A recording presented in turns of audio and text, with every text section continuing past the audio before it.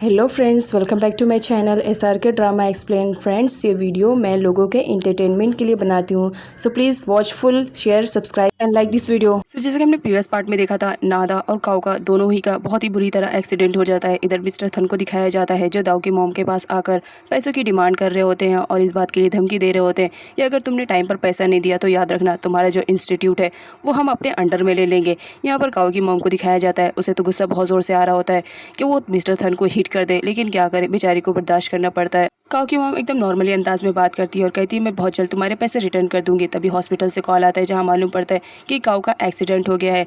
तभी वो मिस्टर गोसन के साथ पहुंच जाती है हॉस्पिटल में, जहां मालूम पड़ता है कि उनकी बेटी को बहुत ज़्यादा चोट लगी है, जिसकी वजह से उसके ब्रेन पर भी असर गया है। इस वजह से वो अभी कोमा में चली गई है और कब तक रिकवर होगी कुछ आइडिया नहीं है। अब यहाँ पर काऊ के मॉम को दिखाया जाता है जिन्हें अपनी बेटी की कंडीशन की फिक्र न करते हुए दहेज पर मिलने वाले पैसों की फिक्र हो रही थी। यहाँ वो डॉक्टर गोसन से कहते हैं कि इतनी जल्दी अब हम पैसों का इंतजाम कहाँ से करेंगे, इसकी शादी हो जाती तो हमें पैसे मिल जाते। अब इधर डॉक्टर गोशन को दिखाया जाता है, वो भी नादा से मिलने के लिए आए हुए रहते हैं, देखने के लिए कि उसकी कंडीशन कैसे है। जहाँ पर नादा को होश आता है, लेकिन यहाँ पर दिखाया जाता है जब नादा होश में आती है तो उसे अपने बारे में कुछ भी याद नहीं रहता है, क्योंकि उसकी मेमोरी लॉस हो चुकी थी। अब यहाँ पर जो हमारी नादा रहती है वो बहुत ज़्यादा परेशान होने लगती है। डॉक्टर गोशन उससे पूछने की कोशिश करते हैं क्या उसे कुछ भी याद है, लेकिन नादा रोते हुए बताती है कि उसे कुछ भी नहीं याद है। यहाँ तक कि नादा अपना नाम भी भूल चुकी थी। इस बात से डॉक्टर गोशन को भी थोड़ा सा बुरा लगता है। अब नेक्स्ट सीन में दिखाया जाता है जहाँ पर एक्सीडेंट हुआ था, वहाँ पर नादा की चीज़ें जो भी थी उसे काऊ के मॉम को दिया जाता है। अब यहाँ पर दिखाया जाता है डॉक्टर गोशन आते हैं और बताते हैं कि उस लड़की की मेमोरी पूरी लॉस हो चुकी थी उस एक्सीडेंट में। आई डोंट नो वो कहाँ से बिलोंग करती है, हमें पता लगाना पड़ेगा। इधर नादा की मॉम को दिखाया जाता है, नादा वापस नहीं आई थी, इस वजह से वो बहुत ज़्यादा परेशान हो रही थी और उसे कॉल करती है, लेकिन फ़ोन स्विच ऑफ बताता है। इस वजह से वो डीन पर कॉल करके उसे अपने घर बुलाती है। अब डीन जब घर पर आता है तो उसे भी मालूम पड़ता है कि नादा काफ़ी देर हो गया आई नहीं है। इस वजह से वो दोनों परेशान होते हैं, लेकिन डीन बोलते हैं आंटी आप फिक्र मत करें, चलिए हम दोनों मिलकर नादा को ढूंढते हैं, यहीं कहीं होगी, फूड डिलीवर कर रही होगी। लेकिन नादा की मॉम नहीं मानती है और अपनी बेटी को ढूंढने के लिए निकल पड़ती है। इधर हमारी काऊ की मॉम को दिखाया जाता है जो नादा से मिलने के लिए आई हुई रहती है, लेकिन यहाँ पर बताया जाता है कि नादा अपनी मेमोरी लॉस कर चुकी है। जब वो नादा को देखती है अपने सामने तो बहुत ज़्यादा शॉक्ड रहती है, क्योंकि नादा हूबहू उनकी बेटी की कॉपी रहती है, बस नाक और कान का ही फ़र्क रहता है। अब यहाँ पर उनके माइंड में आइडिया चलने लगता है। वो बोलती है मेरी बेटी अब तो शादी करने से नहीं रही, तो मुझे कुछ ना कुछ तो अरेंज करना पड़ेगा। यहाँ पर मिस्टर गोसन के साथ वो बात करती हैं और कहती हैं कि कुछ भी हो जाए, ये जो नादा है उसे मेरी बेटी का चेहरा दो, क्योंकि मैं चाहती हूँ कि शादी पर मिलने वाले पैसे मुझे जल्दी से जल्द मिल जाए। लेकिन यहाँ पर डॉक्टर गोसन उसे समझाने की कोशिश करते हैं कि ऐसा करना गलत होगा, लेकिन काऊ की मॉम के आगे मजबूर होकर उन्हें वो काम करना पड़ता है, क्योंकि वो उनसे बहुत ज़्यादा प्यार करते थे। अब यहाँ पर दिखाया जाता है जब ये बात रात को मालूम पड़ती है कि काऊ का एक्सीडेंट हो गया है, तो वो बहुत ज़्यादा शॉक में हो जाता है। वो काऊ की मॉम के पास कॉल करके पूछने की कोशिश करता है, जहाँ पर काऊ की मॉम झूठ बोल देती है कि काऊ को ज़्यादा चोट नहीं लगी है, बस 2-3 दिन रेस्ट करेगी, उसके बाद वो रिकवर हो जाएगी। ये बात सुनकर रात को थोड़ा सा सेटिस्फाई होता है। रात के डैड रात को समझाने की कोशिश करते हैं कि तुम्हें काऊ से मिलने के लिए जाना चाहिए, इस वक्त उसकी कंडीशन खराब है, लेकिन जब काऊ के बारे में उसे पास्ट वाली बातें याद आती है तो वो नहीं जाता है। अब इधर रियल काऊ को दिखाया जाता है, उसे दूसरी जगह पर शिफ्ट किया जाता है ताकि दुनिया वालों को ना मालूम पड़े कि रियल काऊ कहाँ है। और इधर नादा को दिखाया जाता है जहाँ पर उसका ट्रीटमेंट स्टार्ट हो जाता है, उसका चेहरा बदला जा रहा होता है और उसकी आइडेंटिटी को छीना जा रहा होता है। साथ ही वो अपनी टीम वालों को बताते हैं कि इसके बारे में बाहर किसी भी टाइप की इन्फॉर्मेशन नहीं जानी चाहिए। अब इधर दिखाया जाता है जहाँ पर काऊ की मॉम पूछती है कि ऑपरेशन कैसा गया। डॉक्टर गोसन बताते हैं कि ऑपरेशन सक्सेसफुल हो गया, लेकिन ये करते हुए वो बहुत ज़्यादा बुरा फील कर रहे होते हैं, क्योंकि उन्होंने किसी की पहचान छीनकर किसी और की ज़िंदगी किसी के सामने रख दिया था। अब यहाँ पर दिखाया जाता है जो काऊ की मॉम रहती है वो बोलती है तुम फिक्र मत करो, इस लड़की को मैं यकीन दिला दूंगी कि ये मेरी ही बेटी है। इधर नादा की मॉम का बुरा हाल रहता है, वो हर जगह अपनी बेटी को ढूंढ चुकी थी, लेकिन उनकी बेटी का कुछ भी अता पता नहीं मिलता है। वो बहुत ज़्यादा परेशान होती रहती हैं कि उनकी बेटी किस हाल में होगी। अब इधर हमारे रात को दिखाया जाता है जो मॉर्निंग एक्सरसाइज के लिए जा रहा होता है, लेकिन वहाँ पर पैच भी वेट कर रहा होता है। वो तो काऊ का वेट कर रहा होता है कि हो सकता है इसके साथ काऊ भी आएगी, लेकिन यहाँ पर जब काऊ को नहीं देखता है तो रात से पूछता है कि काऊ कहाँ है। इस बात पर रात गुस्से में आ जाता है और उसे हिट करता है और बोलता है दोबारा काऊ का नाम लेने की भी कोशिश मत करना। अब इधर दिन को दिखाया जाता है जो नादा की फोटो सोशल मीडिया पे अपलोड कर चुका था ताकि उसे कुछ इन्फॉर्मेशन मिल सके, और फाइनली उसे इन्फॉर्मेशन मिल जाती है। एक हॉस्पिटल से कॉल आती है, वो दोनों बहुत ज़्यादा खुश हो जाते हैं कि चलो फाइनली हमें नादा मिल जाएगी। अब नेक्स्ट सीन में डॉक्टर गोशन को दिखाया जाता है जो एक लड़की के साथ में रहते हैं, एक्चुअल में वो उनकी रियल बेटी रहती है और उसका नाम है। यहाँ पर दिखाया जाता है कई सालों से आउटसाइड कंट्री में गई हुई थी अपनी क्वालिफिकेशन को कंप्लीट करने के लिए, और फाइनली आज उसकी क्वालिफिकेशन कंप्लीट हो जाती है। इस वजह से वो थाईलैंड वापस आ जाती है ताकि वो अपनी डैड के कामों में उनकी हेल्प कर सके। डॉक्टर गोसन अपनी बेटी के सक्सेस से बहुत ज़्यादा खुश थे। अब इधर नादा की मॉम को दिखाया जाता है जहाँ पर वो हॉस्पिटल में आ जाती हैं और नादा के बारे में पूछ रही होती है, लेकिन रिसेप्शनिस्ट बताती है कि इस नाम का कोई भी पेशेंट यहाँ पे नहीं आया है। अब यहाँ पर नादा की मॉम तो बहुत ज़्यादा फिक्रमंद हो जाती है कि हमें इसी हॉस्पिटल से कॉल गया था, लेकिन यहाँ पर ये अब झूठ बोल रहे हैं। अब यहाँ पर दिखाया जाता है जो डिन रहता है उसे कुछ ना कुछ तो डाउट लग रहा होता है। इधर रात को दिखाया जाता है जो काऊ को बहुत ज़्यादा मिस करता है। एक्चुअली में काऊ और रात दोनों बचपन के बेस्ट फ्रेंड थे और जब से रात काऊ को पसंद करता है। अब यहाँ पर नादा को दिखाया जाता है उसकी प्लास्टिक सर्जरी तो सक्सेसफुल हो जाती है, लेकिन अभी भी उसके फेस की पट्टियाँ नहीं निकलती है। यहाँ पर काऊ की मॉम को दिखाया जाता है, वो आती है और नादा को ऐसा रियलाइज़ करवाने लगती है कि वो उसकी रियल मॉम है।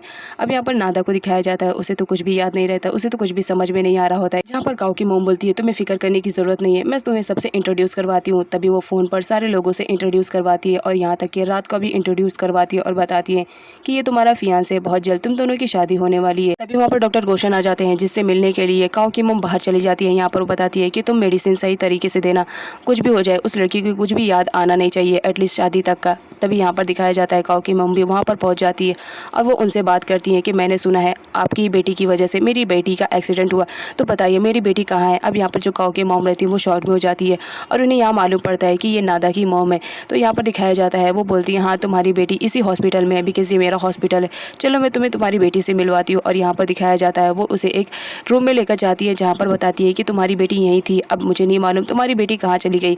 और यहाँ पर दिखाया जाता है जो वहाँ पर सर्वेंट भी रहते हैं वो भी काऊ की मॉम की तरफ से झूठ बोलते हैं कि वो लड़की अभी अभी यहीं थी, होश में आते ही पता नहीं वो कहाँ चली गई। लेकिन यहाँ पर जो हमारी नादा की मॉम रहती है वो बहुत गुस्से में आ जाती है और उन्हें चिल्लाने लगती है कि तुम्हारा कैसा हॉस्पिटल है, यहाँ पे के लोग कितने ज़्यादा लापरवाह हैं, मेरी बेटी ऐसी कैसी जा सकती है जबकि उसका अभी अभी एक्सीडेंट हुआ है। लेकिन टाइम वेस्ट किए बगैर डिन और नादा की मॉम दोनों ही नादा को ढूंढने लगते हैं। यहाँ पर वो हर किसी को नादा की फ़ोटो दिखाते हैं और पूछने की कोशिश करते हैं क्या आपने इसे देखा है। हर कोई यही बोलता है कि हमने नहीं देखा है। अब यहाँ पर डिन को दिखाया जाता है वो बहुत ज़्यादा गुस्से में आ जाता है और डॉक्टर गोशन के पास जाता है और बोलता है ये हॉस्पिटल तुम्हारे अंडर में है ना, तो बताओ नादा कहाँ पर गई है। यहाँ पर दिखाया जाता है ओन आ जाती है और उसे आइडिया देती है कि जाकर एक बार सीसीटीवी कैमरा को चेक करो। यहाँ पर डिन को दिखाया जाता है वो सीसीटीवी कैमरा चेक करता है जहाँ पर नादा की इंटर होने की तो फोटोज़ थी, लेकिन वो हॉस्पिटल के बाहर गई ऐसी कोई फ़ोटोज़ नहीं मिलती है। इस वजह से वो लोग बहुत ज़्यादा परेशान हो जाते हैं और कहते हैं कि नादा हॉस्पिटल से तो बाहर गई नहीं, तो बताओ ये सब कैसे हुआ है। अब यहाँ पर काऊ की मॉम को दिखाया जाता है वो अपने हाथ खड़े कर लेती है और कहती है कि हमने तुम्हारी बेटी को ठीक होने तक यहाँ पर रुकने के लिए कहा था, लेकिन वो होश में आई और कहाँ चली गई अब इसके बारे में तो हमें नहीं मालूम। अब जो भी हो जाकर अपनी बेटी को ढूंढो, हो सकता है वो इधर उधर चली गई होगी, हो सकता है घर चली गई होगी, तो एक बार घर जाके देख लो। काऊ की मॉम जैसा तैसा करके नादा की मॉम को वापस घर भेज देती है। अब नेक्स्ट सीन में हमारी रात को दिखाया जाता है जो अपना प्रेजेंटेशन सारे लोगों के सामने शो कर रहा होता है और उसके बारे में बता रहा होता है सारे लोगों को। उसका प्रेजेंटेशन बहुत ज़्यादा पसंद आता है, सब तारीफ करते हैं। तभी हॉस्पिटल से कॉल आता है और यहाँ पर रात को मालूम पड़ता है कि काऊ की कंडीशन बहुत ही ज़्यादा ख़राब हो गई है। अब जब वो काऊ के बारे में ये सुनता है उससे प्यार करता था, इस वजह से वो फटाफट बगैर टाइम वेस्ट किए हॉस्पिटल पहुँचता है जहाँ पर वो नादा को काऊ समझ रहा था क्योंकि नादा बिल्कुल काऊ में ही कन्वर्ट हो चुकी थी। यहाँ पर जब वो उसकी कंडीशन देखता है तो उसे भी बुरा लगता है, लेकिन पास्ट में हुई गलतियों की वजह से वो उस पर अब ट्रस्ट नहीं कर रहा था। अब वो कहता है कि ये सब तुम नाटक कर रही हो ना, क्योंकि तुमने मुझे झूठ बोलने की कोशिश की थी, मैंने तुम पर ट्रस्ट नहीं किया था, तो तुम मुझे इस तरह ट्रस्ट करवाना चाह रही हो। यहाँ पर रात अपना पूरा फ्रस्ट्रेशन निकाल रहा होता है नादा पे, लेकिन यहाँ पर दिखाया जाता है तभी वहाँ पर काऊ की मॉम आ जाती है और वो बताती है कि इस वक्त काऊ की कंडीशन ख़राब है, उसका एक्सीडेंट होने की वजह से वो कुछ टाइम के लिए अपनी मेमोरी लॉस कर चुकी है। रात को ये सारी बातें बकवास लग रही थी, लेकिन नादा को दिखाया जाता है वो तो टोटली कंफ्यूज थी। यहाँ पर काऊ की मॉम को दिखाया जाता है वो बताती है कि बस कुछ दिनों की बात है, जब वो तुम्हारे साथ शिफ्ट हो जाएगी, तुम दोनों की शादी हो जाएगी, तो हो सकता है सब कुछ ठीक हो जाए।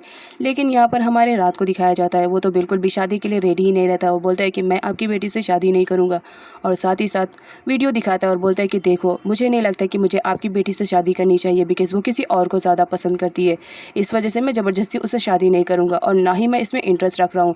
अब यहाँ पर दिखाया जाता है वो तो वहाँ से चला जाता है, लेकिन यहाँ पर उसके डैड को भी मालूम पड़ता है कि काऊ की कंडीशन बहुत ही ज़्यादा ख़राब है, तो उसे समझाने की कोशिश करते हैं कि तुम काऊ से बहुत ज़्यादा प्यार करते हो, तुम्हें एक बार उसे माफ़ करके अपनी लाइफ में वापस लेना चाहिए। यहाँ पर दिखाया जाता है जो हमारा रात रहता है वो तो टोटली कन्फ्यूज़ रहता है, उसे तो कुछ भी समझ में नहीं आ रहा था कि काऊ के साथ जो हो रहा है वो रियल है कि फेक है।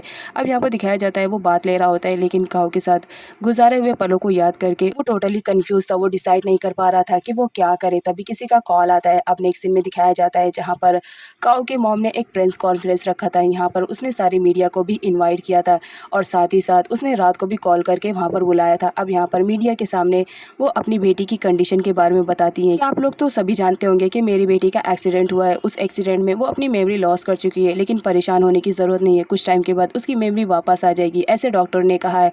अब यहाँ पर वो ये भी अनाउंस कर देती हैं कि आप सभी को मालूम है कि मैं मेरी बेटी की शादी रात से करने वाली हूँ और बहुत जल्द आप लोग की दुआएं रहेंगी साथ में, तो जल्दी मेरी बेटी रिकवर हो जाएगी और ये शादी भी जल्द से जल्द हो जाएगी।